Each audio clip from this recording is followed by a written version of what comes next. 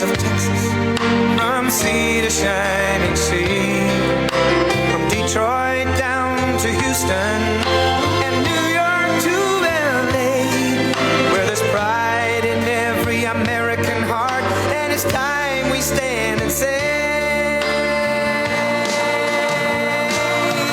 that I'm proud to be an American, where at least I know I'm free, and I won't forget the men who died, who gave that right to me, and I gladly stand up next to you and defend her still today, 'cause there ain't no doubt I love this land. God bless the USA.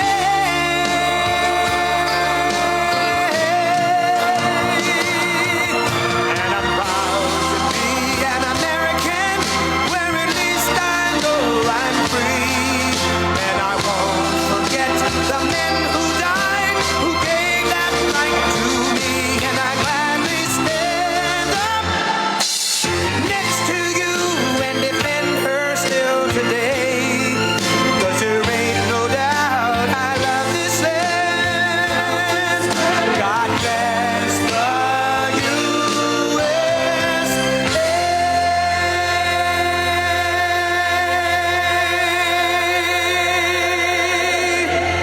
Oh, thank you very much. This was just a little quick stop that we made yesterday. Let's go to North Carolina. We want to go to North Carolina. And what a crowd. Thank you very much. We appreciate it. There'll never be anything like this. You know, you say, let's go to North Carolina. We get this great crowd. Outside, you have people. It's crazy. We're having a great time. And you know, these ladies right here, they've been to, I think, over 200 rallies, but I'm not going to say it. And this time I made it easy because they come from North Carolina. They didn't have to travel. Today they traveled about a half an hour, right? Isn't that nice? Instead of traveling all over the country. They're unbelievable. And you look better than you've ever looked, and I'm not allowed to say that. You know, if you say that, if you say a woman looks beautiful, which you do, it's the end of your political career.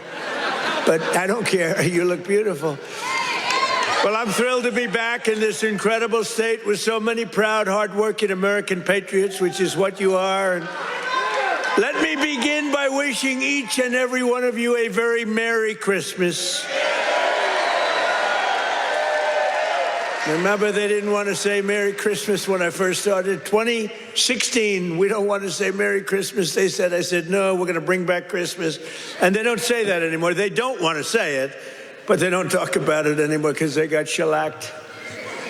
We're here tonight to celebrate 11 incredible months. It's been the most successful first year of any president in the history of our country. It's true. It has been, isn't that a big statement? But it's a statement that you read all over the place. I mean, who could have done better? I don't think anybody could have done better than us, not me, than us. We're in this together. Since my inauguration, we've created more than 53,000 North Carolina jobs, including 8,000 North Carolina construction jobs. More than 150,000 North Carolina residents have been lifted off of food stamps. They're very happy about that. And after your horrible hurricane, which produced more water damage than any hurricane in history, the Democrats let you down. They really did. Remember, they wouldn't do anything. Remember? They wouldn't go to your community. They wouldn't do anything. You had to wait till January 20th when I took office that we really knocked the hell out of it. Remember? As soon as I took office, I got in on January 20th, and first thing I did was made North Carolina phone calls, and we did a hell of a job. Did a hell of a job. You'd still be sitting in the mud if I didn't get elected. You would be. People were sitting in the mud. But I helped rebuild your state, and I didn't get any help from the Democrats, not your governor, not your man that's running, by the way, for Senate against Michael Whatley, who's phenomenal. Michael Whatley is incredible. Your previous governor was a disaster. He's also a radical left person, by the way. He's radical left. You don't want him. He doesn't represent you. And look at the crime. Look at what's going on with all the crime here. the slitting throats and stuff. I never saw that with you. Now all of a sudden that's what we see. You got to get Michael Watley. It's going to be so important. He was so great. Don't forget, I took Michael and I put him as the head of the party because he did so great. We won the state all 3 times, and it was like a rock. He didn't allow cheating in the second time. I watched all these states, boom, boom, we're leading. People went to sleep, it was over. Then they dropped ballots, they cheated like hell. The only good thing is this is a far better term than it would have been had I done it the more traditional way. It really is. It's a more powerful term. It's a more powerful term. And the biggest news of all is yesterday, it was announced that inflation is far lower than anybody expected. I told you.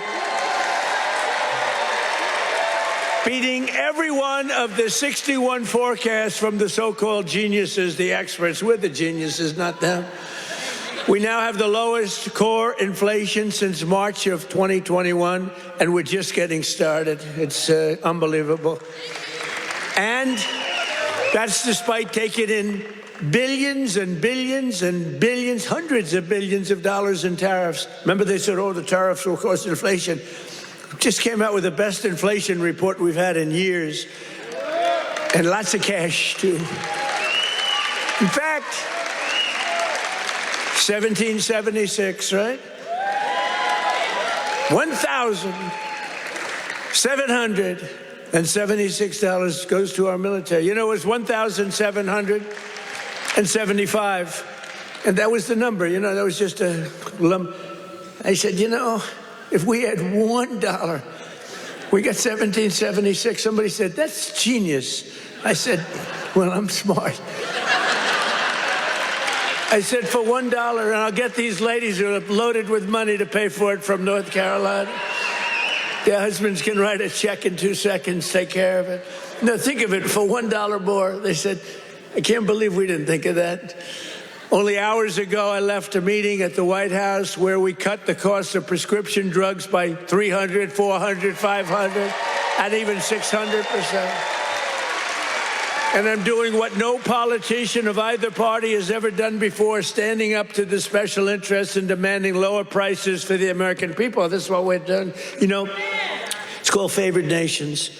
And nations all over the world were screwing us. We would have prices that were 10 times higher than the prices they were charging in London and in Paris and all over the world. We had the highest prices for drugs because we had politicians that wouldn't. I did it in the beginning at the first, but then we had a thing called, what happened, COVID? And it was sort of hard to go after France and Italy, say, listen, on top of all your COVID all over the place with everyone dying, we want you to pay a lot of money for drugs. You can't do it.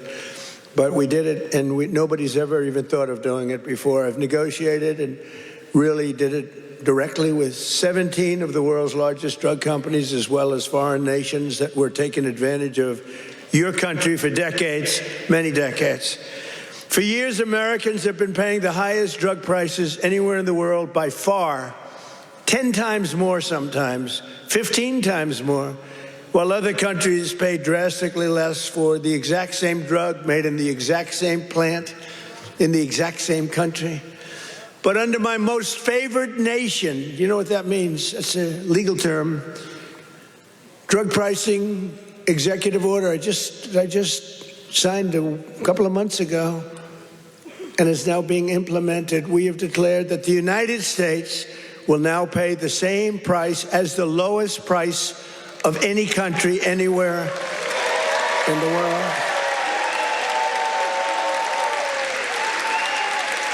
And we should honestly, this is the biggest thing to happen in medicine, I think, since the founding of our country.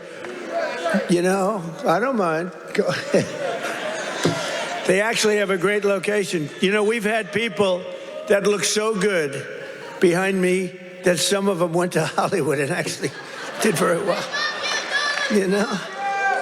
See, they may have a better location, but nobody's going to Hollywood. They can only see the back of your head. Look at all the television. Look at all those cameras. It's crazy. But We did something nobody's ever done before. Nobody's tried. Nobody thought they could do it. Don't forget the drug companies turned out to really do the right thing. They really did. And they were there at the White House today. You saw them. Some of the biggest companies in the world were there. The rest of them are coming next week. But the big problem was foreign countries. They would have to take their drug and raise it from $10 to $20 to $30, maybe to $100, maybe 10 times more. But it really doesn't work that way because the world is a bigger place than the U.S. And so you're not going to have to raise it that much, but you have to raise it. And they always said for 50 years, they say, let the United States pay.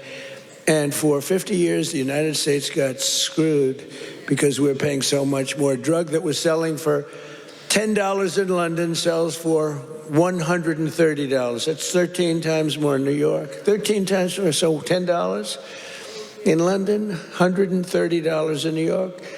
And now that drug will go up for the other country from $10 to only $20 or maybe $30, and it will come down from the United States of America to $20 from $130. Think of that. Think of that. That's the biggest price reduction. When you talk about cutting prices, cutting costs, and cutting prices, you talk about affordability. You know, the Democrats, they're the ones that got us into the mess. They're the ones that caused the high prices. And then they come out and they look at those fake news people back there. They go, this election's about affordability. They go, let's talk about it. No, I'd rather not talk about it because they can't. They're the ones that caused the highest inflation in the history of our country, which led to the highest prices in the history of our country. I inherited the mess.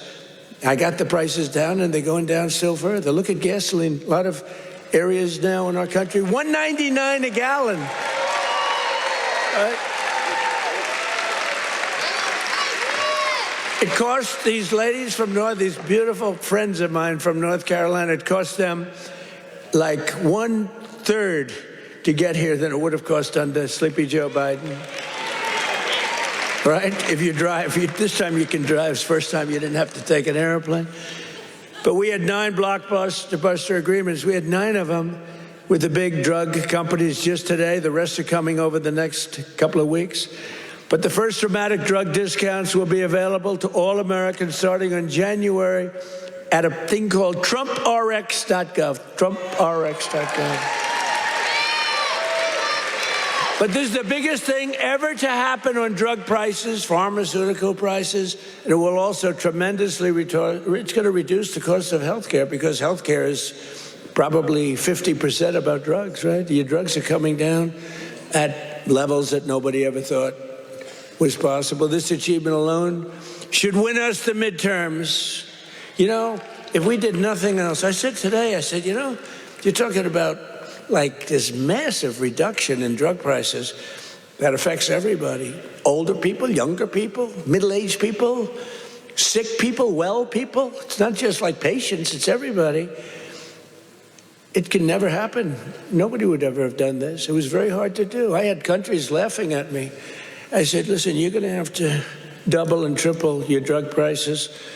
They said, France, as an example, UK, European Union.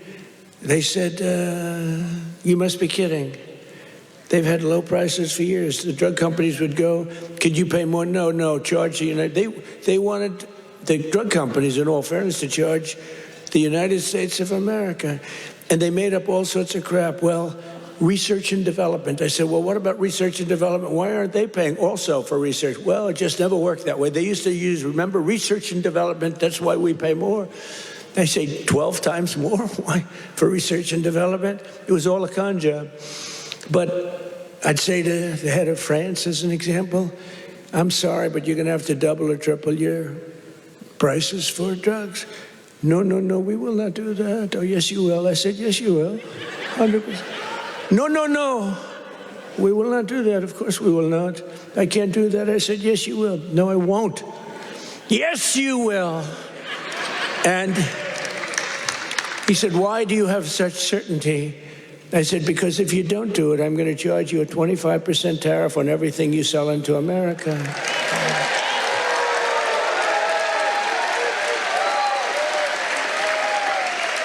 And I said, because that was really the sticking point. They just would do it. They told the drug companies for years, we're not doing it. We're keeping that pill at $10. We're not going to raise it.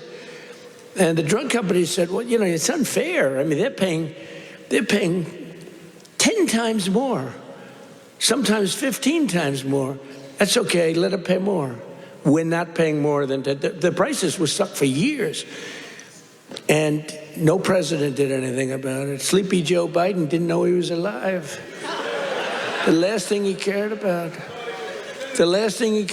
was this. He didn't care about anything. Just wanted to make it through.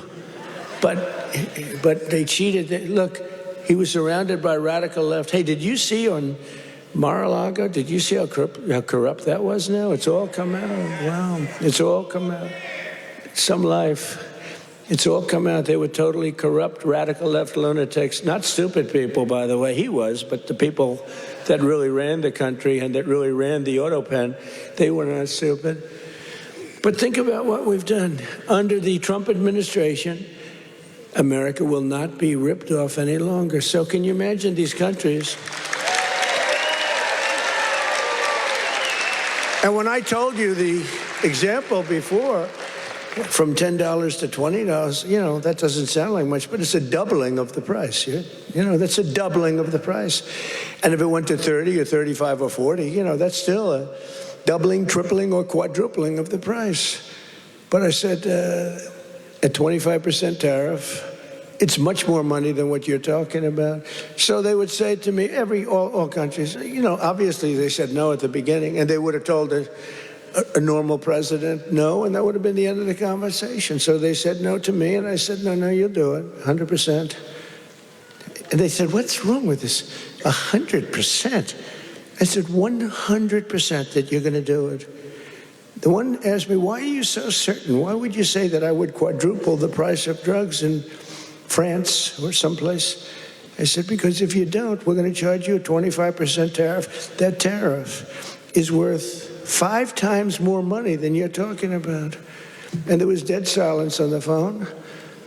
And then when the gentleman, Emmanuel, is a wonderful guy, when he spoke, he said, you have a deal. Have a deal. He's a nice guy, too. But you can't blame him. You know, this has been 40, 50 years. You can't blame him. But it was the same conversation with everybody. No, we can't do that. No, I cannot double the price of my drugs. I said, no, maybe triple or quadruple. But it's still much lower than we were paying. You know, we were paying a number that was crazy, 13, 14 times more. As president, I'm also taking in the gigantic health insurance companies that have gotten rich on billions of dollars of government subsidies. And I want the money to go directly to the people. I want the money to be paid directly to the people so that they can buy their own health insurance, which will give far better benefits at much lower cost. By the way, what I told you about buying the drugs at this massive dollar discount, it's like from where it is, that's going to have a huge impact on the cost of health care. The current Unaffordable Care Act, commonly known as Barack Hussein Obamacare, was created to make insurance companies rich. It was bad health care at much too high a cost. And you see now that the steep increase in premiums, it's being demanded by the Democrats. It was never any good, Obamacare. It was done for the benefit of insurance companies, which totally control the Democrats. That's why you could have a strike on January 30th. You could have another shutdown because the Democrats are totally in the hands of, they're totally controlled by the insurance companies, big wealthy companies. Again, I want the money to go directly to the people so you can buy your own health care, and you'll get much better health care at a much lower price.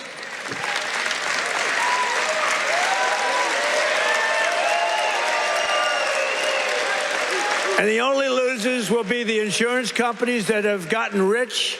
How about these companies? Some of them have gone up 1,400%, their stock prices. One, I think, went up 1,700%.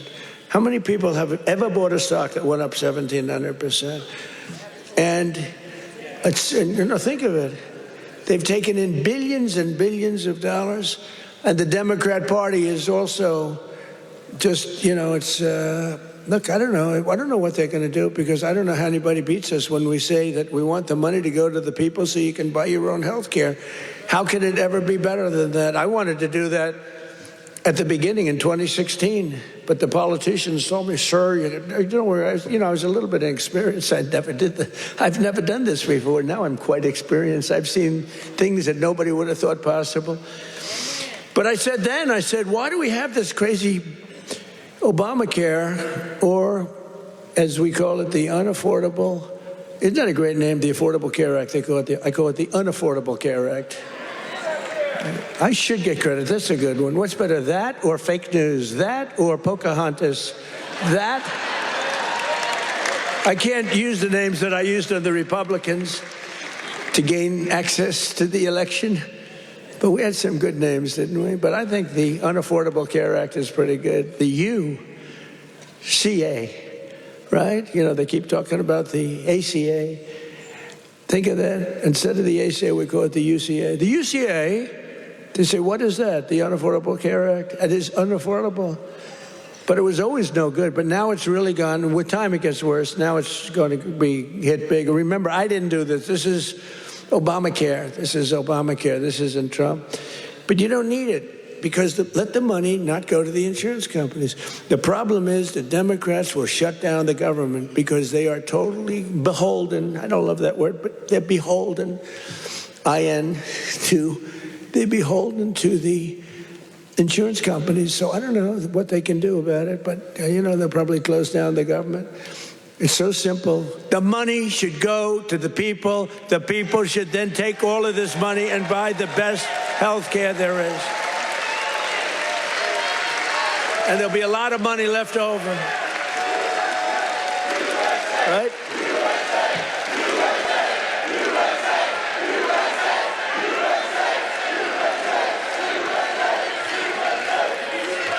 But they'll not be happy. But that's okay with me, because you, the hardworking citizens, and finally you're going to have great health care at the right price, so you're going to have it. Although today I did suggest one thing, because when I was watching these big drug companies get up and talk about things, they were giving free medicine, and I mean, they couldn't have been nicer, they couldn't have been better, and they were, giving us a hard time a while ago, but it worked out good. I said, you know what I'm going to do? I'm going to call these insurance companies fat cats. They are fat cats. I'm going to call the insurance companies, and I'm going to set up a meeting with them, all of them, and maybe I'll have the same luck that we had with the health companies, with the pharmaceuticals and the drug companies that we had. So rather than just saying we're not going to deal, maybe they'll give us a deal, like cut the price by 50%, and maybe then it starts to make sense. So I'm going to meet with them. Who knows? Who knows? And I'll either meet in Florida. I'm going to Florida. I'll either meet in Florida, because I work all the time. So I'll either meet in Florida, or I'll meet in Washington the first week right after we all come back to going to our wonderful jobs. And I'll sit down with, it's like 12, 13 people. It's basically these big monster companies. 13, 14 if I want to be generous. Get 14 people in a room and let's see what happens. Maybe they'll surprise us, but maybe we'll ask them for a 50% cut, and maybe they'll give it. You never know. You saw what happened with the drug companies. They're giving free drugs. They've been unbelievable, but they do love our country. And I probably think the insurance company guys love our country. They just felt they were dealing with stupid people, so you can't really blame them. Over the past 11 months, we have brought more positive change to Washington than any administration in the history of our country. That's true. And there's never been anything like it. When I took office last January, I inherited a mess, and very simply, I am fixing it. Joe Biden gave us the worst inflation in the history of our country. A lot of people say, you know, the fake news says, it's not the worst in history. It's the worst in 48 years. Oh, okay, sorry. No, they do. They say 48 years is okay. But when I say history, they go crazy. That's when I let them win. I say, I'm sorry, apologize. I like that hat, 47.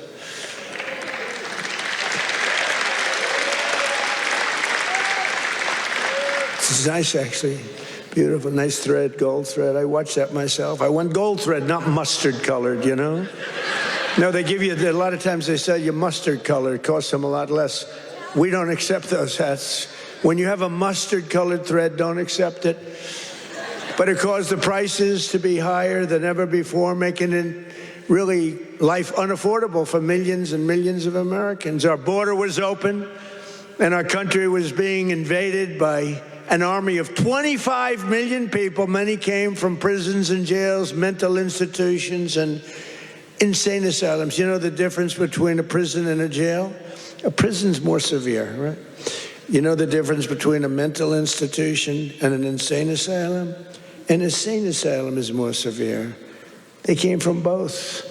They were drug dealers, gang members, and over 13,000 murderers, more than 50% of whom killed more than one person. Think of that. They killed more than one. A lot of them said, oh, I didn't mean, but, you know, when you kill more than one, get them the hell out of our country. How about that incident with that horrible monster that killed the young, beautiful girl from Ukraine, an animal? And to think we'll have him in trials for years, and you'll get some nice liberal lawyer, and we'll say, oh, well, he had a bad day. Yeah, he had a bad day. He slit her throat. We had men playing in women's sports, transgender for everybody, crime at record levels, the worst trade deals ever made. And our country was laughed at from all over the world, but they're not laughing anymore. 1 year ago, our country was dead. Now we are the hottest country anywhere in the world because we finally have a president who puts America first.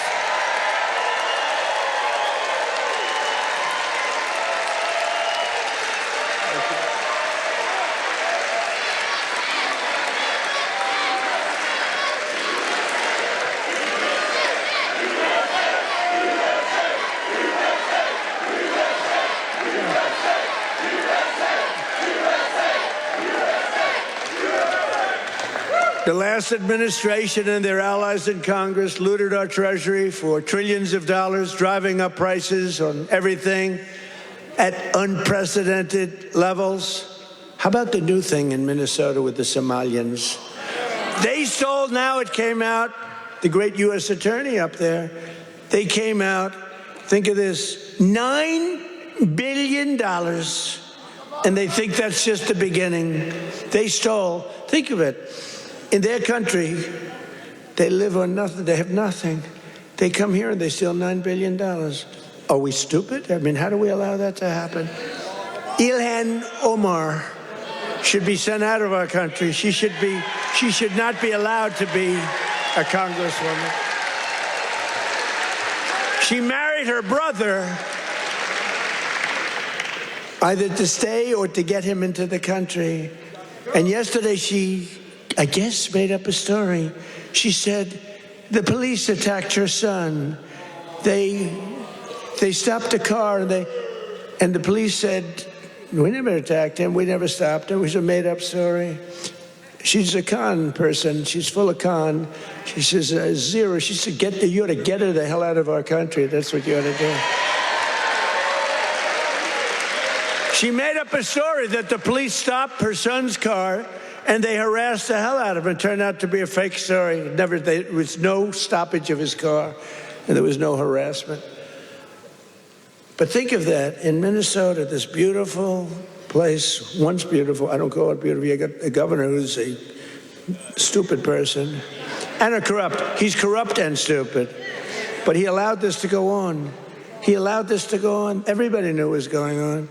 But what nobody knew is over $9 billion. And the people of Minnesota are not happy. And you know who's running for governor? Mike Lindell. Do we like Mike Lindell? That man suffered. That man suffered. What he did, what he went through because he knew the election was rigged. And he did it. He just did it as a citizen. Mike Lindell, I'll tell you what, every time I introduced him, he got the biggest hand. I hope he does great. He deserves to do great. That man suffered. These people went after him. They went after his company. They did that with me, too, but at least I knew what I was getting into. He was just a guy that said, geez, this election was so crooked. It was so rigged. He fought like hell. That guy deserves to be governor of Minnesota, I'll tell you right now. He's a great guy, too. But I'm bringing the prices down, and I'm bringing them down fast. You know that? As I saw the other day, and as I showed to people the other day, I made a speech. It was very well received. You know, we had one problem. I put up these gorgeous charts, and it says chart. And I'm, sort of talking about the chart. You're reading into a piece of glass. I got no audience. I got just people, very hostile people waiting around. And I'm reading into a piece of glass for 22 minutes, and I talk about the chart. The networks didn't put up the charts. Only Fox put up the charts. Fox put them up, in all fairness. When we get angry at Fox, we have to remember that. They put up the charts, so you could start putting them up now if you want. But we put up these beautiful charts that were very... Look at that. But I very much like the chart from Butler, PA. I like that much better.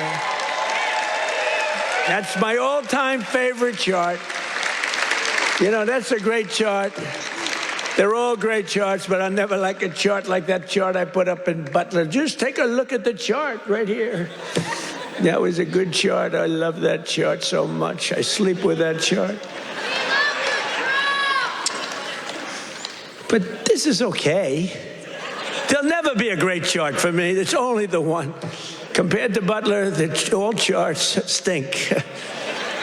But look at that chart. Look at the kind of Biden price increases and Trump price increases. Look at that. They're all Biden. We're bringing the prices down. Look at that chart. NBC and CBS and ABC fake news. They're fake news. Oops, that camera just went off. Sorry about that. Every time I mention that camera, you see the red light back there, you see it go off. ABC fake news. I think ABC's the worst. Believe it or not, George Slopadopoulos, he paid me about $16 million. You have George Slopadopoulos. I heard Chris Christie lost his job. They fired Chris Christie. And they have a great young woman taking his place who happens to be Hispanic and happens to be phenomenal. She's going to do a great job. But they fired Chris Christie. And guess you know why? He wanted to eat all the time. No, they fired him. He was bad news. But I'd say ABC is the worst of the networks. I would then say NBC is horrible. I mean, just horrible. They had this guy on, this fake guy, the fake senator. I call him the fake senator from a place called Georgia, right? And he was talking about all the, things. He says he's a church leader. It's funny, if you go in as a church leader, they talk about church and state, right? He's allowed to talk about it. He said, I'm going back to my church and I'm going to pray this morning. I'm going to talk about all these issues. If a Republican said that, they start screaming church and state. They don't scream. But NBC's really bad. And CBS, I love the new owners of CBS. Something happens to them, though. 60 Minutes has treated me worse under the new ownership than... They just keep treating me. They just keep hitting me. It's crazy.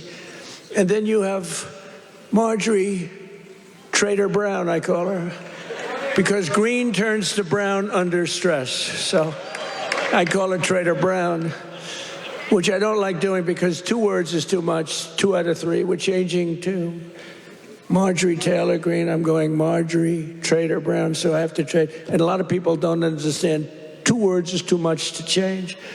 I actually like Marjorie Taylor Brown better, but everyone says Marjorie Trader Greene is good, but they're all good. But what the hell happened to her? must have been a stone cold liberal. She's on CNN now all the time. Can you believe it? And it was only because I couldn't call her back. You know, I have 218, 19, it changes. But we have 200 and some odd congressmen and women. I have 53 senators. I have 212 countries. I've got a family. It's nice to talk to my family, too. You can't call a president every single day, and then when the president doesn't call you back, she goes around saying, he doesn't call me back. He doesn't. I said, Marjorie, I can't call you back. I got two. I think, Marjorie, I just can't call you back. I'm sorry. And I wouldn't call her back. And she goes onto a rant. He won't call me back anymore. Sorry about that. You know, you can only go so far. Yeah, once a month, once every week or 2 weeks, but you can't, you know, highly neurotic. Her, not me, but I'm neurotic too. I think I'm probably very neurotic too. I always say controlled neuroses is good. Being neurotic, no good, but if it's controlled, that's okay. It gives you some energy. But what the hell happened to Marjorie Trader Greene? It's unbelievable, but she dropped out because I wasn't going to endorse her, and the person I would have endorsed was going to kill her in the polls. So she dropped out. And then they talk about how brave she is. No, brave would be to stay. And, you know, it's one of those things. But she dropped out. I can't believe it that people can change so much. But you can't go from being a strong conservative to a stone-cold liberal unless you were lying. You know, you can't do that. I mean, you can stop liking somebody, or you can say, I don't know, she's fake. Look, front row Joe. What are you doing in the second row? What happened? Well, you're in the front row. That's good. It's front row Joe. I don't know who's been there, the front row Joes or you? It's pretty close, I think. Very different, hey, very different types. Would you stand up, please, in the front row? Just stand up. Look at these women. Look. How incredible they are. Right? Even front row Joes will admit they're very great, right? Look how beautiful they are. People like you built our country. You built our country. And that's why we love you. You built our country. The people in this room built our country. Under Sleepy Joe Biden, car prices, gasoline prices, hotel rates, airfare, and more went up 30 to 75%. Now they're all coming down. We're all coming down. Take a look at that. Isn't that beautiful to look? The same is true with groceries. The price of a Thanksgiving turkey was down by 33% compared to Sleepy Joe's high-priced era. Don't forget, when you have the highest inflation in history and or 48 years, do we think 40, and look, in terms of a speech, I think 48 years is the equivalent of history. Do we agree? Can we say? Because they had a piece on me today in one of these fake newspapers, which are all dying. They're all going bankrupt, thank God. But they're the worst. That I misrepresented by saying history. It's actually 48 years. And I said, you know, that's not a bad misrepresentation, I don't think. The price of eggs is down 82% since March. Do you remember? There the people are. Do you remember? Fake news. Do you remember when I just got elected? It was a big thing. We won every swing state. We won the popular vote. We won by like 312 to 200 and something, and like low 200. And we won everything. We won districts, the word district. We won districts by 2,750 to 525. That's a slaughter. And that's the thing when you see everything's red except for two little lines on the left and the right, meaning New York and California. That's the one that really is incredible. 2,750 to 525. We won everything in a slaughter. We won everything. And what a great thing it was, right? When you can have an election that good. And they tried to rig it. Remember we had the thing? Too big to rig. Remember that statement? That was a big thing. They tried like hell. They gave up at about 9:02. It was too big. It was just a landslide. They couldn't do it. They cheated a lot. But we made it too big to rig, and I appreciate you getting. I said, The polls had us up, pretty way up. And a lot of times when that happens, you'll say, let's go out and watch a movie and we'll come back and watch the president win. No, I said, don't watch a movie, go out and vote. But it was too big, so it came back. What an evening. That was, what was better, 2016 or 2024? Tell me. I don't know. 2016 was pretty monumental. What was better? I don't know. Beating Hillary was fun.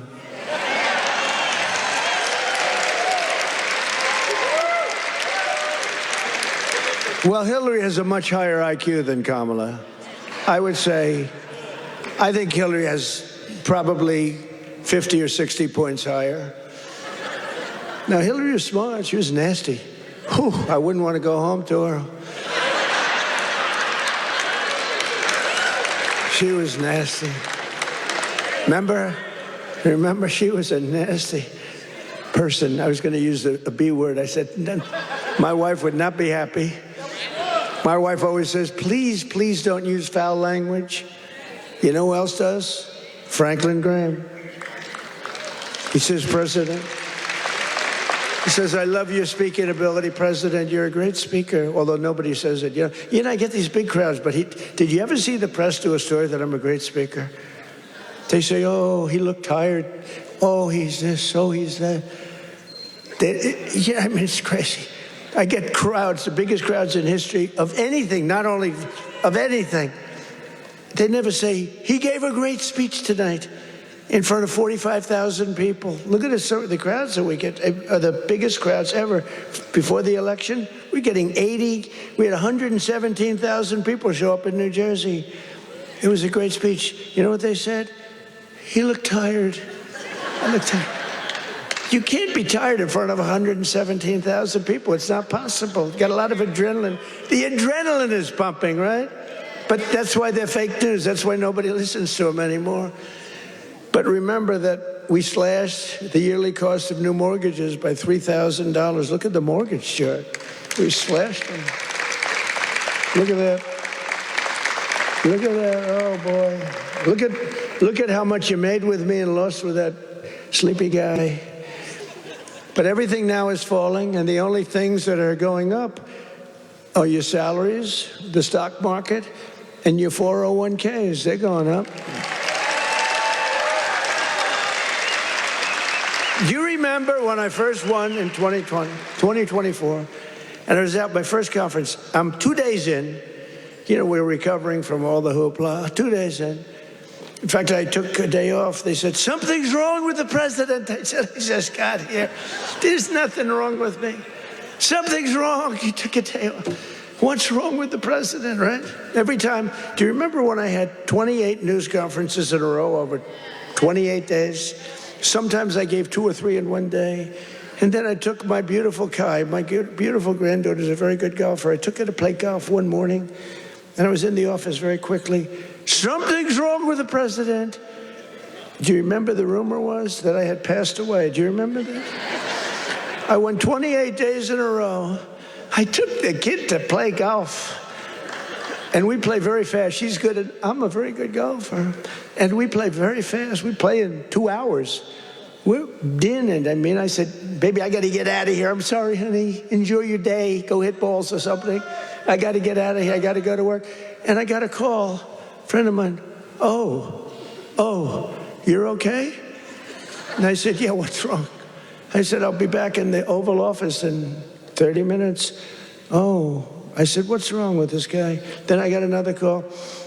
Oh, you're okay. They said that I had passed away. Do you remember that?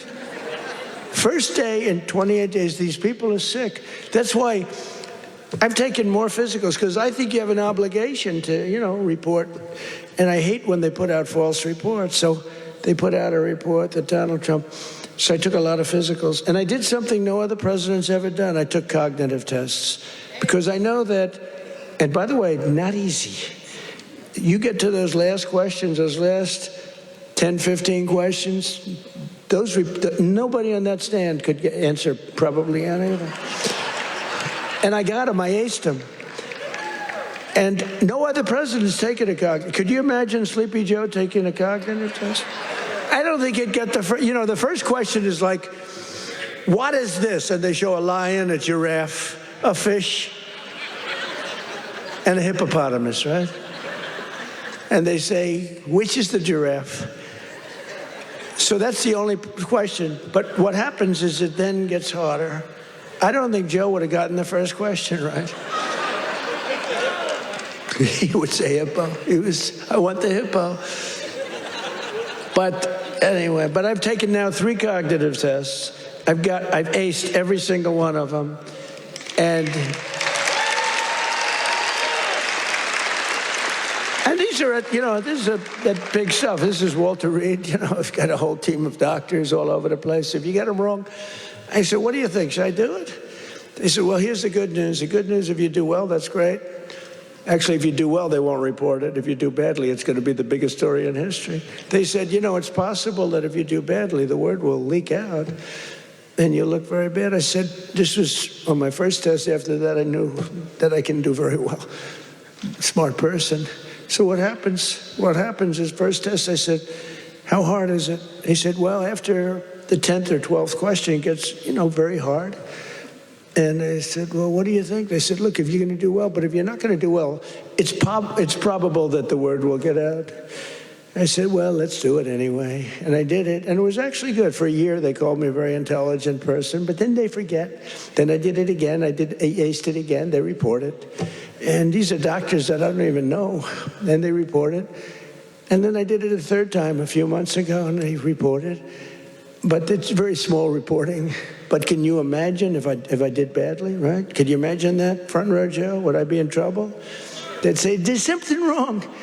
But I like to do it. But I had perfect health. And they reported his health is perfect. And they interpret that. And the fake news interprets when the doctor says he's got perfect health, they go, what does he mean by perfect? There's something wrong with the president. These people are sick. Now, there will be a time when perhaps it won't be 100% true with all of us, right? And when that time comes, I will let you know about it. In fact, you'll probably find out about it just by watching. But that time is not now, because I feel the same that I felt for 50 years. I really do.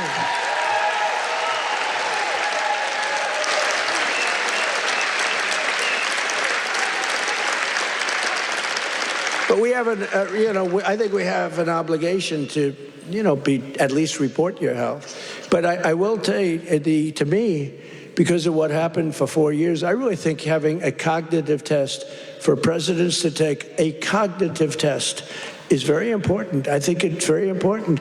I'm hearing that they say it's, not with Biden. They said it was not constitutional. That was the least of his problems. But I think it's very important that a president or people running for president and vice president take a cognitive test. I mean, I think it's a very important thing. I don't know. They say you shouldn't do that. It's unjust. It's not constitutional. They say all these things, but I really believe that under Trump, wages are rising much faster than inflation for the first time in many years. Think of that. Wages are rising faster than inflation. That's what it's all about, right? And we're delivering lower prices and bigger paychecks. And the wage chart that you see up there is incredible. That NBC didn't put up and the networks didn't put up. There are more people working today than at any time in American history. And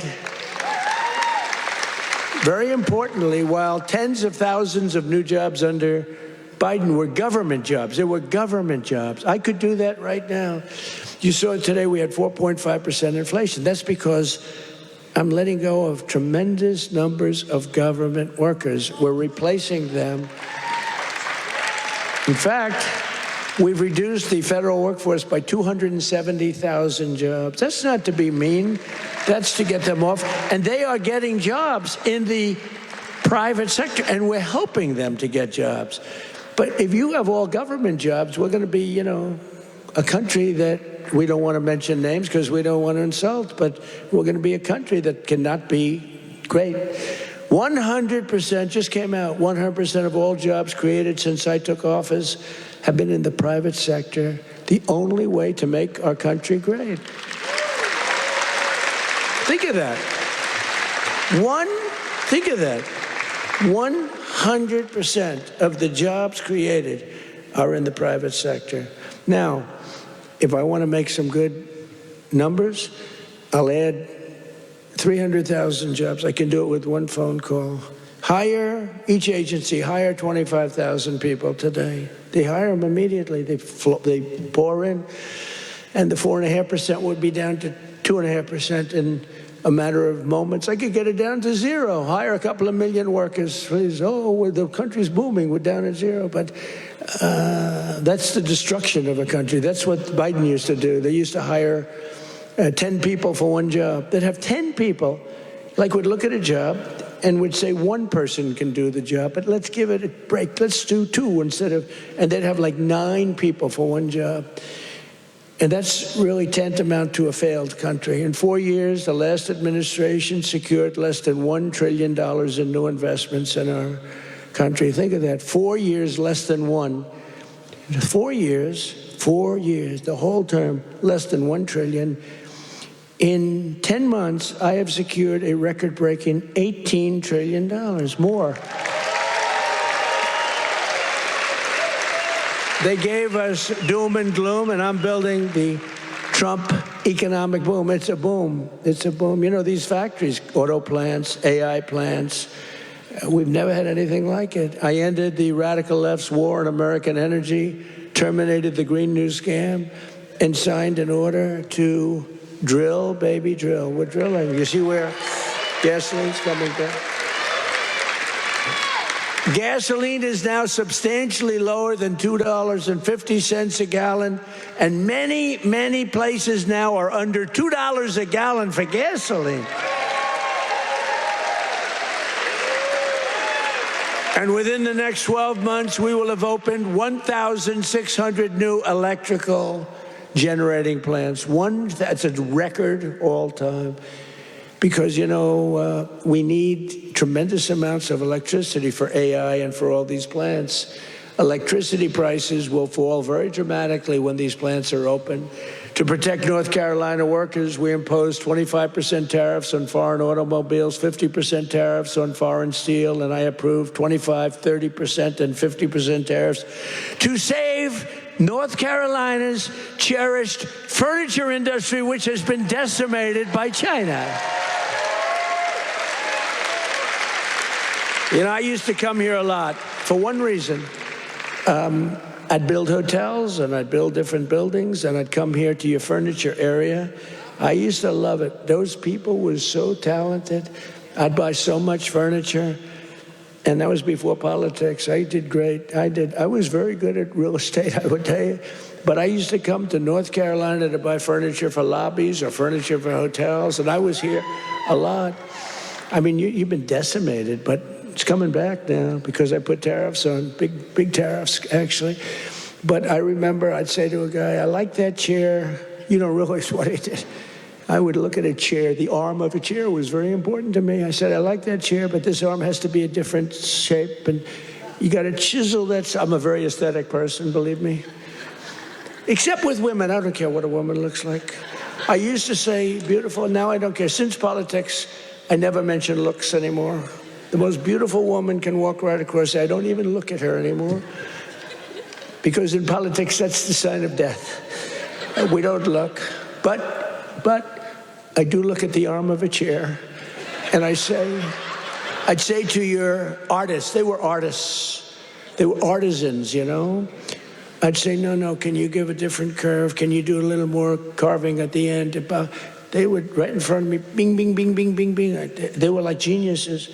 You lost the business. It went to China and other places, but mostly to China, because they never put tariffs on, just like they didn't put them on chips, just like they didn't put them on cars. You lost 58% of your car industry. By the way, it's all coming back. Some of it's coming back here. It's all coming back. Because to bring a car into our country is costing 25 to 50% tariffs now, and they can't do it. They can't compete. Tariff is, and I won't say it because it gets me in trouble, my favorite word. I know I want my fifth favorite word. Do you remember when I said the word tariff is my favorite word in the dictionary? Remember that? And then the fake news got me. What about religion? What about God? What about your family? What about your wife? What about your children? I said, oh, they got me in this one. So now tariff is my fifth favorite word. And now I'm okay. It's my fifth. 5. Now I'm okay. But starting in the new year, the people of North Carolina will also see the dramatic results of the largest tax cuts in American history, including no tax on tips, no tax on overtime, and no tax on Social Security for our great seniors. No tax for our seniors. Tell me what? Let's do a poll. Because, you know, these pollsters charge you $1 million to ask a question, then they just write down an answer. They don't do polls. It's a total con job, some of these polls. One thing I don't like about Fox is their pollster. Total fake. Their pollster's the worst. They've been saying they're going to get rid of them for 10 years. The fake pollster, then you have the election, you win by numbers that are like through the roof. But Fox has been treating me good. They have great people there. Sean Hannity is great. Jesse is great. Laura is great. Greg is great. They're all great. We have great people. The morning is excellent. Who? What? Which corruption? Where? Oh yeah. Well, we have to do that. We're going to take care of that. We're going to take care of corruption in our country. I mean, I was talking about Fox. I don't know. He's talking about corruption. No, it's okay because he's on our side, but he's just a little ahead of me. He's talking about corruption. I'm talking about Fox, how good the anchors are, right? But they are really great. They are very good. But the pollster's no good. You know, he's no good. The pollster's terrible. But we still get good numbers. But the numbers are actually much better than that. But we're joined tonight by Heather Whitley, a bartender and server in Nashville, North Carolina, who will save over $5,000 from no tips. Think of that. From no tax on tips. Heather, where are you, Heather? Are you here, Heather? Where are you? Where are you? You want to come up? You want to come up? Come on up. She's going to save over $5,000, no tax on tips, toward a down payment on her first home. So, Heather, congratulations. Look how amazing she is, right? Come on up. I don't know how you're going to get up that stair. Are you okay? Look at her. She has no problem. Somebody else would not be able to make it. Thank you, darling. Nice to see you. Want to say something? Go ahead. Well, it's been a tremendous help. It's now allowed me to invest in my first home, and that is the American dream for all of us. I don't have much to say, sir. Good. Thank you so much. You said it perfectly. Thank you, darling. Thank you.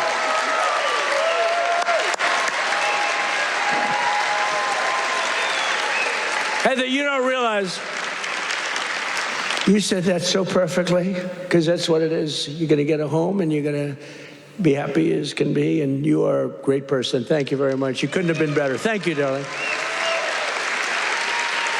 Also with us is Austin Harding, a police officer, highly respected, a loving father from Monroe.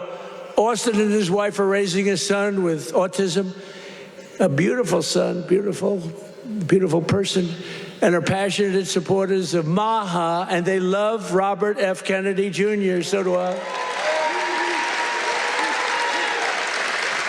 And with no, thank you, Austin. And with no tax on overtime, Austin will have thousands of dollars, many thousands of dollars more to help care for his wonderful son.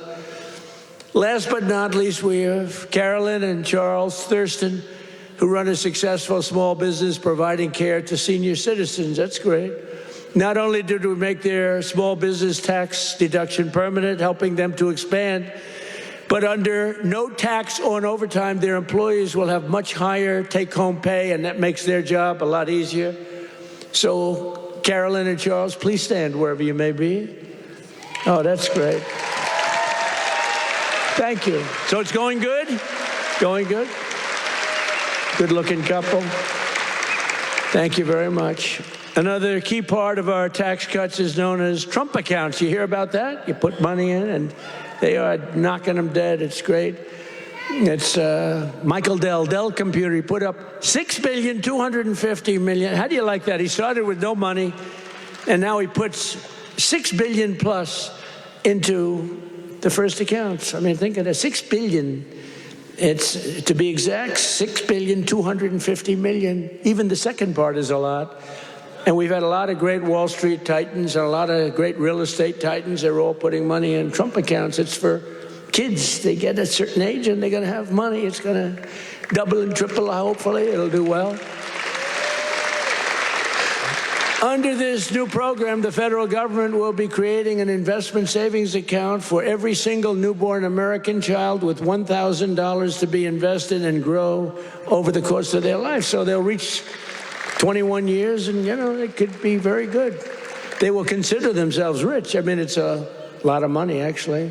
Friends, family, employers, and loved ones will be able to add thousands more each year, like a trust fund for every American child. It's something that people have wanted to do, but honestly, I give Mr. and Mrs. Michael Dell can go out and buy a computer from Dell, because I'll tell you what, they love the country. Great people. Every single Democrat in Congress voted against these incredible benefits. Every single Democrat said no, including a guy named Don Davis right here from this district. He voted against it.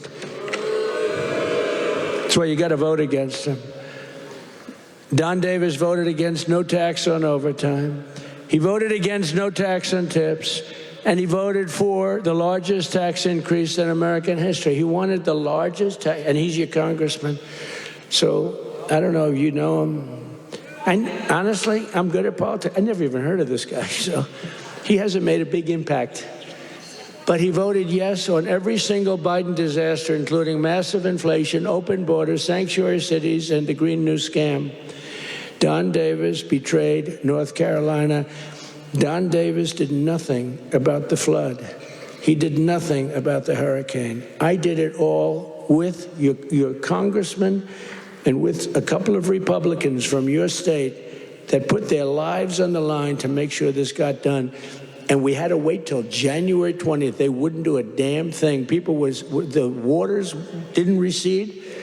They were living in areas that didn't have water, and now they were surrounded by water. And by the way, Elon Musk, with his incredible, you would call it contraption of communication, incredible. I said, Elon, we need 500 of those. You couldn't get them because it's been very successful. He said, you'll have them tomorrow. Got to give him credit for that, you know. I have my little disagreements with him.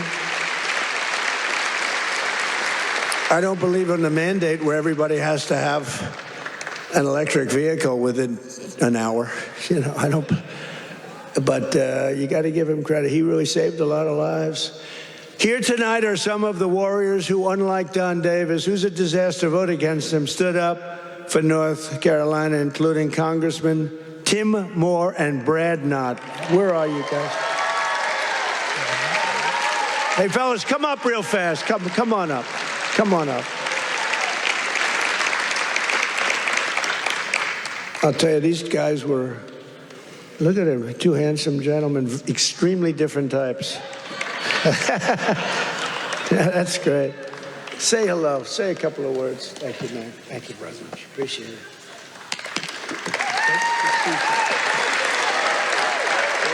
Well, everybody, I was with the president when he had his first trip once he took the oath.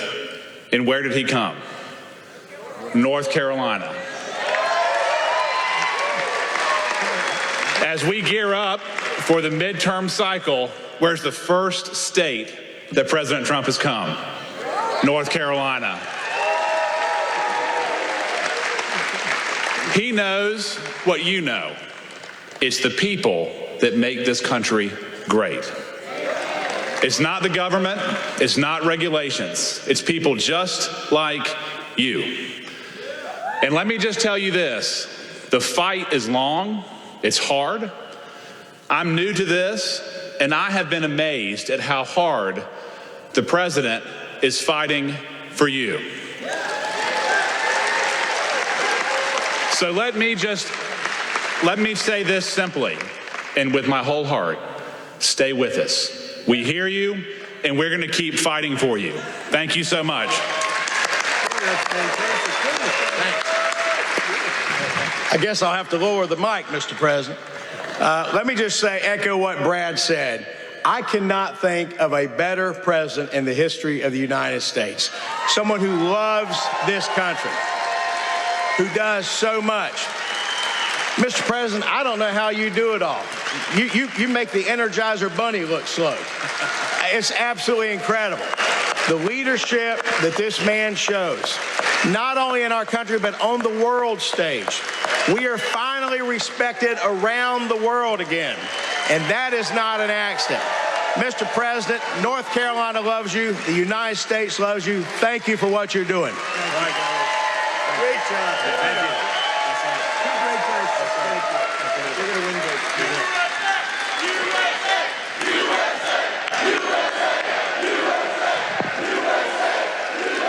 Great job.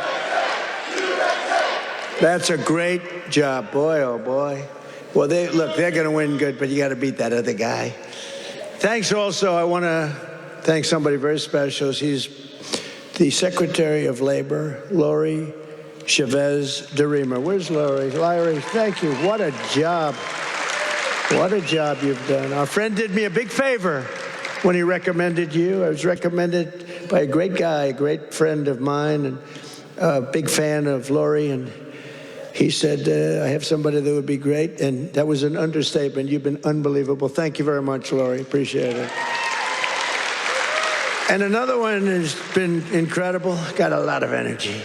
Director of Federal Housing Finance Agency. He's done a phenomenal job. Mr. Bill Pulte. Bill, thank you very much. Thank you, Bill. Also, State Senator Phil Berger. Phil, thank you. Great. And we have a lot of political people here. I would like to introduce them all. We'll be here. But one we have to introduce, fellas, is Michael Whatley. And he was the head of the Republican Party. Before that, he was the head of your party right here, the Republican Party, and we won 6 in a row, 3 primaries and landslides, and then we went on to win the election all 3 times. So we won 6 in a row. I've never had a loss with him. And when I won look, we did phenomenal. It turned out, we won 3 times in a row, just so you understand. I don't mean here. I mean all over. We won 3 in a row. They might have done us a favor, but we won 3 in a row. But when we got screwed in the second election, it didn't happen over here. He had 601 lawyers he hired. They had lawyers at every single ballot box, and other people were cheating in other states that we won by a lot, and they were cheating. You could see it go, here we are, pwah, pwah. And you remember they have ballots all of a sudden. We just found 75,000 ballots, a total rigged deal. And by the way, you have not heard the last of that, I can tell you. But in this state, that didn't happen because you had a guy named Michael Whatley, and he had every box secured.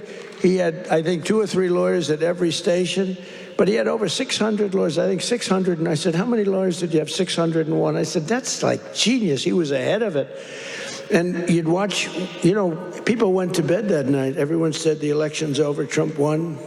And then all of a sudden they woke up in the morning, and 3 o'clock in the morning, they found hundreds of thousands of votes in some of these states. It was a rigged election, but not here because of him. And I said, I don't know if I'm doing this again, but if I'm doing this again, I want Michael Whatley. I said, the guy from North Carolina, I want him to head the Republican National Committee, the RNC. And he did it beautifully. Come on up, Michael. Come up. He did it so well, and we had the big election when he worked with Laura. Now, how good is Laura? Laura Trump, who was born here, loves this state so much. She could have done very well. By the way, I think Ted Budd is doing a very good job, too, I have to tell you. And I will say this, Tom Tillis fought with me for the Lumbee tribe, the Lumbee. I love the Lumbee. And he's really been very good.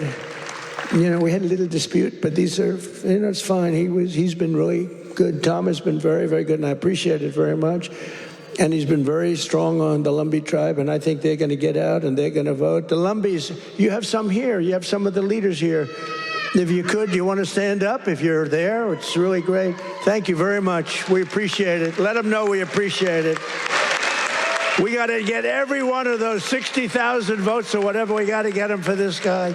But the Lumbees have been great. I've been with them from the beginning. We got them across the finish line. But I want to ask Michael to say a few words. He's just been an unbelievable warrior. And I said, if I do this again, I'm going to get that guy in North Carolina who wouldn't let that phony, you know, they tried here too. They couldn't get away with it. They tried. He stopped it. He's a tough, strong guy. He's also a wonderful human being, he's just a great person. And I want to tell you, him and Laura Trump there's never been a better team. In fact, I said, before he did this, I said, if you had your choice for anybody to be your co-chair, who would you pick? He said, I'd take Laura Trump again, right? Yes, sir. You did say that. But I'd like to have Michael say he's in a fight against a radical left governor who did a shitty job for you. And I really want you, either way, but either governor, because you have another governor that's a Democrat. You know, virtually, I think every state run by a Democrat is a failure. Think of it. And now your state with all these killings, I never heard of killings, but all of a sudden, and they came in through Biden with his open border craziness, and these are vicious people. But I want this man to say just a few words because it's so important that he wins. You don't want to have a radical left senator that basically wants to have open borders, transgender for everybody, men playing in women's sports. Michael, are you in favor of men in women's sports? I am not. Are you in favor of transgender for everybody? I am not. Are you in favor of open borders? No. Thank you. Thank you, sir. You know, in 2015, Donald Trump came down that golden escalator, said he was going to make America great again. And he was going to do it by rebuilding our economy, restoring our borders, and making America respected around the world again. And I said, I'm with that guy. And we won in 2016, and we won in 2020, and thank the Lord that we won in 2024, and Donald Trump right now is serving as the most transformational president in our lifetime. And President Trump, my pledge to you is this. When I win this seat, when I am the next senator from North Carolina, I am going to be a fighter every day for this great state. I am going to be a conservative champion for North Carolina, and I am going to be an ally to our great president, not just the 45th president, but the 47th president as well, Donald J. Trump.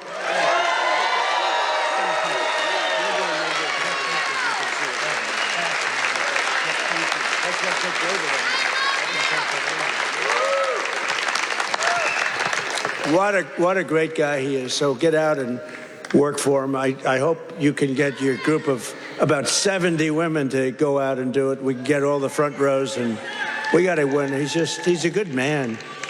And he represents your values, that I can tell you. But I also want to express my condolences to the people of this state and to the loved ones of NASCAR legend Greg Biffle, who perished yesterday in a tragic plane crash with his family in Statesville. I met him twice. He was just a great young man. And what a tragedy that is with his whole family. So I just want to pay our condolences, our love. Please. I'll tell you, North Carolina will never forget them. He was and his family were incredible people. Together, we've achieved more in less than 1 year than most other administrations achieved in 8 years, which is true. Most of them didn't achieve much. Within a matter of weeks, we ended the invasion of our southern border. For the past 7 months, 0 illegal aliens have been allowed into our country. Think of that, 0. And that's made up by Democrats. A feat which everyone said was impossible. Biden and the radical left Democrats in Congress turned North Carolina into a dumping ground for tens of thousands of third world migrants, driving up your rent and your housing costs. According to a government report, over 60% of growth in the rental market came from foreign migrants, paid for by the federal government, by the way. Paid for by the federal government, you, the taxpayer. Mass migration fueled mass inflation. But now we are fixing it, and we have record-setting deportations, and we're really focused on the bad people. We're really focused on the bad people. We have farmers who are great people. They know what they're doing.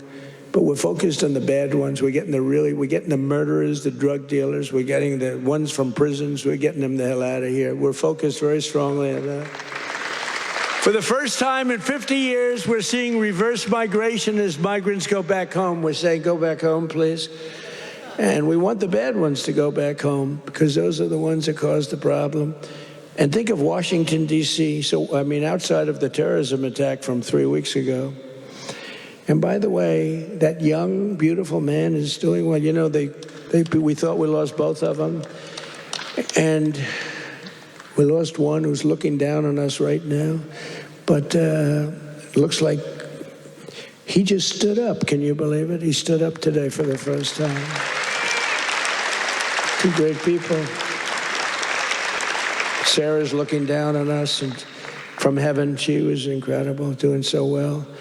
But he's doing, they were both about the same. We thought we lost both of them. Hit in the same area, if you can believe it. He was hit hard.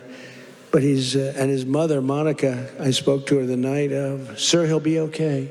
Every doctor was saying he doesn't have much of a chance. And she said, sir, I'm telling you, I know my boy, he's going to be fine. I can't believe it. And literally, actually yesterday, he stood up and he's talking a little bit. I mean, the whole thing is incredible. The mother, I've never seen anybody. I never saw anything like it. She was so positive. She said, I'm praying, and everybody's praying, the whole country's praying, and there's no way he's going to have any problem. He's going to be just fine. It's not even that he was going to make it. It was like, he's going to be fine. Incredible person. In the year before my election, all net job creation was going to foreign migrants, all of it, 100%. Since I took office, 100% of all net job creation has gone to American-born citizens. The migrant invasion also brought massive crime. What's happening with the killings in North Carolina is indescribable. I mean, for the first time, you're in national news all the time with the killings. That's because you're run by Democrats. 2 weeks ago, an illegal alien from Honduras who entered under Biden walked onto a train in Charlotte with a large knife and brutally stabbed a passenger multiple times in the chest. The same savage criminal alien had previously been arrested 2 months earlier, but he was released by authorities to pillage and kill, which he did. Also recently in this state, you saw this one. Nobody could watch it. Another monstrous criminal with 14 prior arrests plunged a knife into the throat of an innocent, young, beautiful girl, Ukraine. She was from Ukraine, who was sitting on a train. You could see she was scared to be there. You could see that, right? Everybody knows what I'm talking about. She walked onto the train. She was afraid to be there. What happened to North Carolina? You didn't have that condition. And then she was attacked from behind violently by this savage. No one can ever forget that look of shock and terror on the young woman's face. It happened so fast as her murderer walked down the train car, dripping with blood all over. Passengers are looking at him. They're saying, what is that? There's blood pouring out from every part of him, from the knife. For years, radical left politicians have been releasing bloodthirsty, violent offenders and criminal aliens back onto your streets under our leadership. We're finally getting illegal aliens and vicious felons off the streets and throwing them out of our country, or in some cases putting them in the toughest jails in the world, because frankly, we don't want to let them into their country because we don't want to take a chance that these animals will come back. We're restoring law and order in America.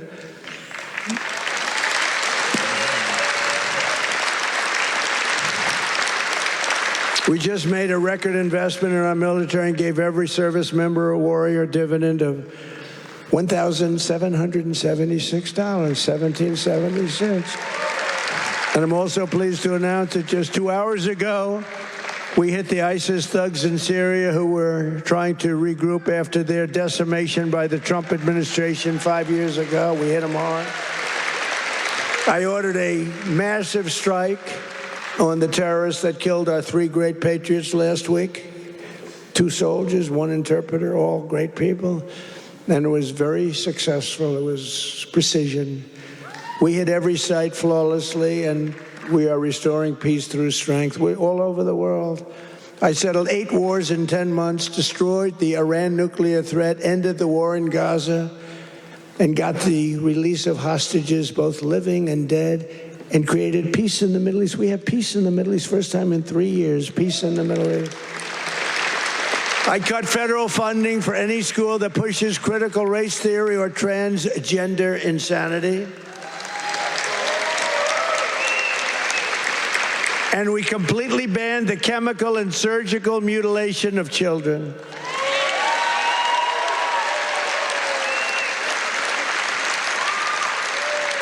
Can you believe I'm standing here, 2025, talking about I banned the surgical mutilation of children? Could you imagine 15 years ago saying that? People would say, this guy's crazy. What the hell is he talking about? The surgical mutilation of children. I banned it.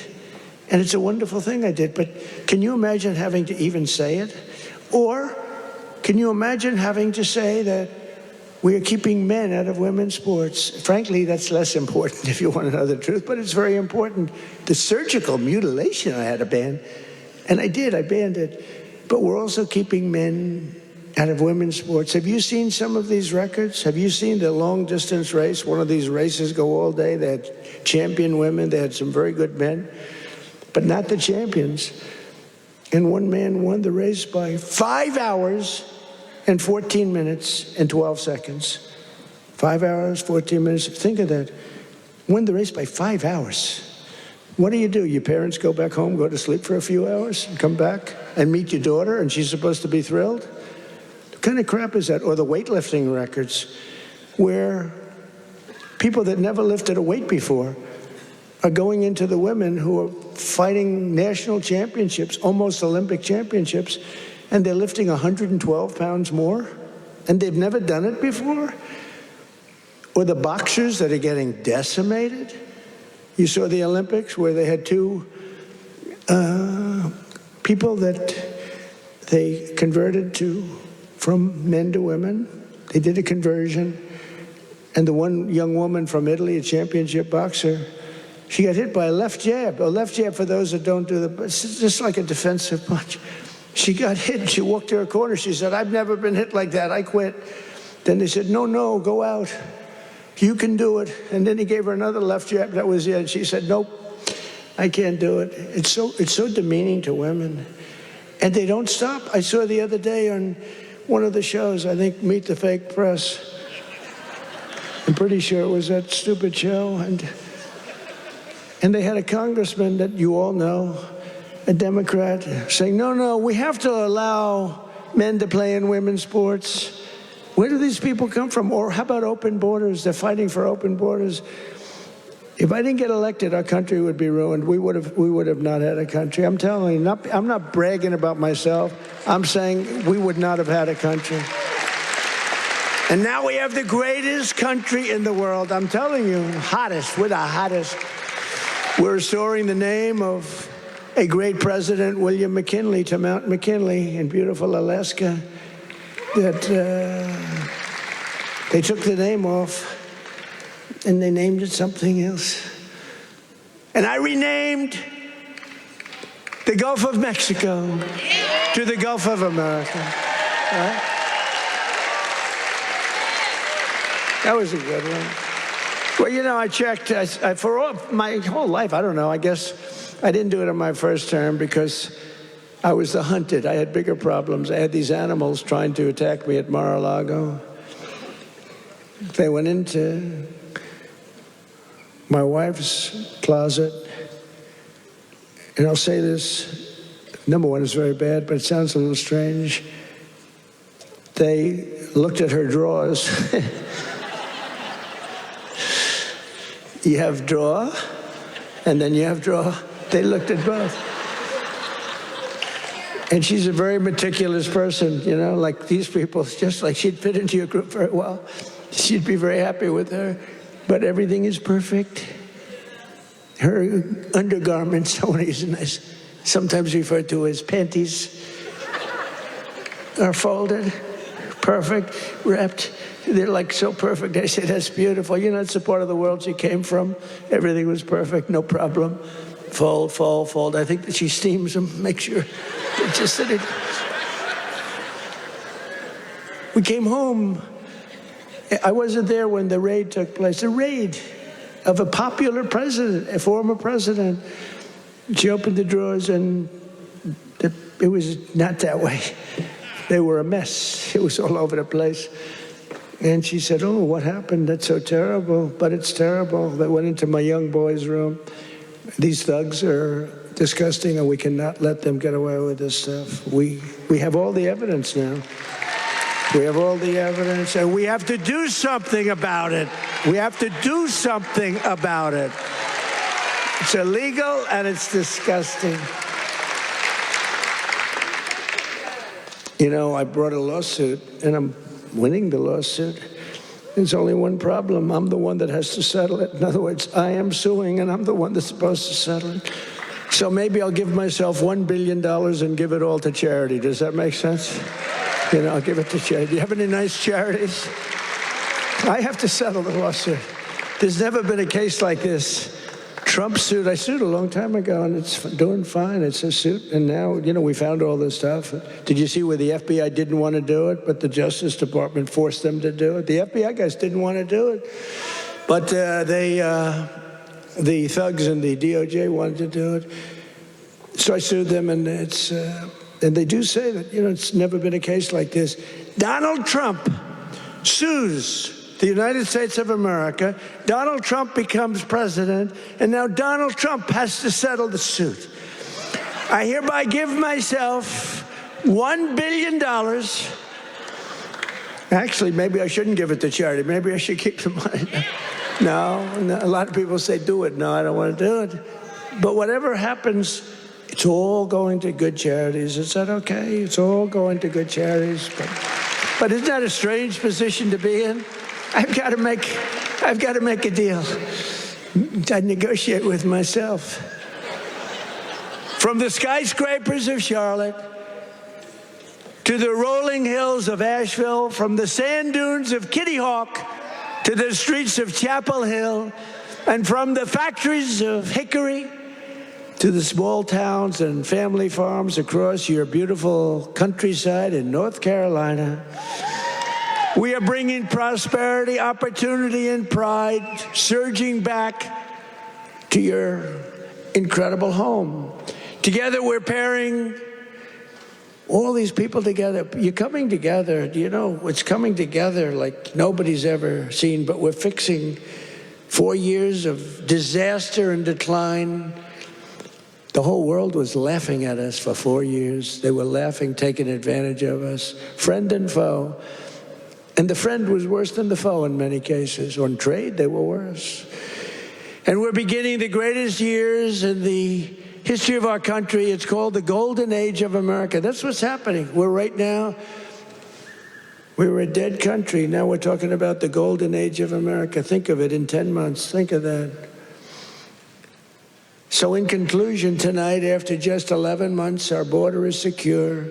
Our spirit is restored. Inflation is stopped. Wages are up. Prices are down. Our nation is strong. And America is back. And every single day of this administration, we will keep on working for the hardworking citizens of America. We will fight, fight, fight. We will win, win, win. And with your help, we will make America powerful again. We will make America wealthy again. We will make America healthy again. We will make America strong again. We will make America proud again. We will make America safe again. And we will make America great again. Thank you, North Carolina. God bless you all. And Merry Christmas.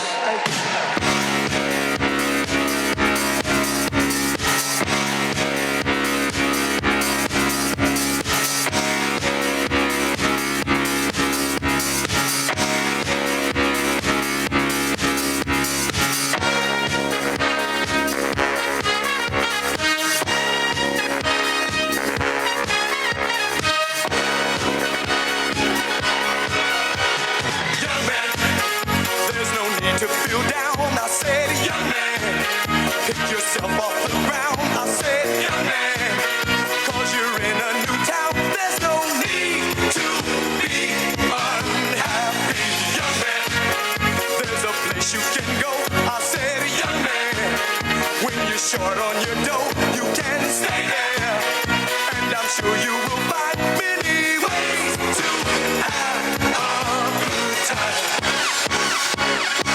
It's fun to stay at the YMCA. It's fun to stay at the YMCA. They have everything for your men to enjoy. You can hang out with all the boys. It's fun to stay at the YMCA. It's fun to stay at the YMCA. You can get yourself clean.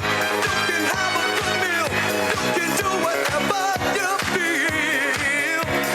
Young man, are you listening to me? I said, young man, what do you want to be? I said, young man, you can make real your dreams, but you got to know this one thing. No man does it all by himself. I said, young man, put your pride on the shelf and just go there to the YMCA. I'm sure they can help you today. It's fun to stay at the YMCA. It's fun to stay at the YMCA. They have everything for your men to enjoy. You can hang out with all the boys. It's fun to stay at the YMCA. It's fun to stay at the YMCA. You can get yourself clean. You can have a good meal. You can do whatever you feel. Young man, I was once in your shoes. I said I was down and out with the blues. I felt no man cared if I were alive. I felt the whole Laying it out this evening with a big Merry Christmas message that America